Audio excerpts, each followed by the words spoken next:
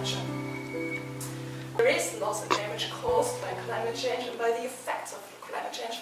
However, I was not aware of the fact that there has already been established a committee of Warsaw which actually shall look after loss and damage, and this has been included in the Paris Agreement, that there's actually this networking or this cooperation in place. So they will have a look after that, for example, that there is a clearinghouse for risk transfer that actually monitors the kinds of loss and damage, as well there is some financial support, a clear understanding and a clarity about what we are doing, what we're talking about, and what kind of measurements are required to bring that in place. These were more or less actually the Paris Agreement really in a nutshell, because it's much more than my 10 minutes that I've talked about right now. But Cameroon is a low emitter of greenhouse gas. Cameroon produces just about 0.2% of the greenhouse gases that go into the atmosphere. But since it was a situation where everybody was called upon to bring up ideas or to say how much or those goals that they want to put forward when it comes to solving this problem, Cameroon also went there, and as one of those goals, Cameroon pledged to reduce its emission by 22% by the year 2035. Actually, the next issue on our agenda is the ecosystem-based adaptation. So the main reason coming up with this ecosystem-based adaptation for food security assembly is to see how civil society, how organizations can come together and using the aspect of climate change in order to make sure that food supply in Africa should be increased, because climate change affects food productivity a lot.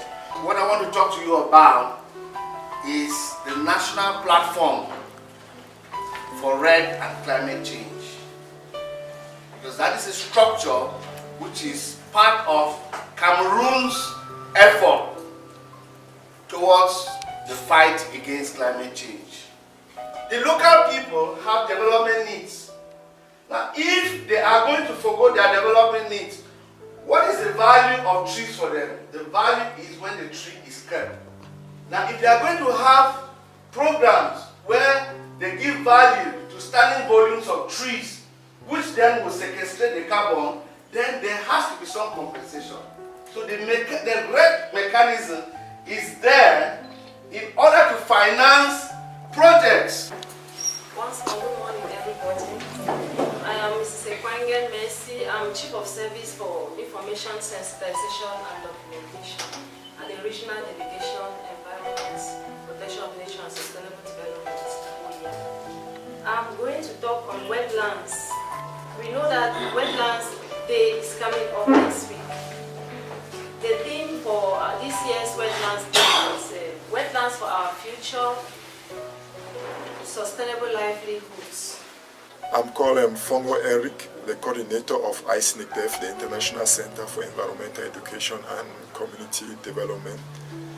I wish to use the opportunity to appreciate the financial support of XminusY, we usually call it XminusY, for this multi-stakeholder sensitization campaign against climate change.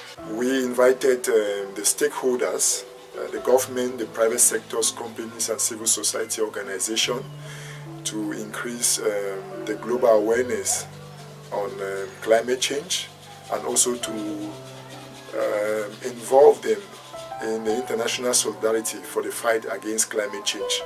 These multi-stakeholders are going to work with different communities, different schools and different organizations to see how we are going to make sure that the Paris Agreement should be taken into consideration or integrated in our plan of action. Icenecdev has started climate change education in schools and local communities in Boya. Already we have raised awareness among 500 pupils and students, that is youth, in the Boya subdivision, and we also plan to reach many more schools in Cameroon to see how our project is going to create a long-lasting impact.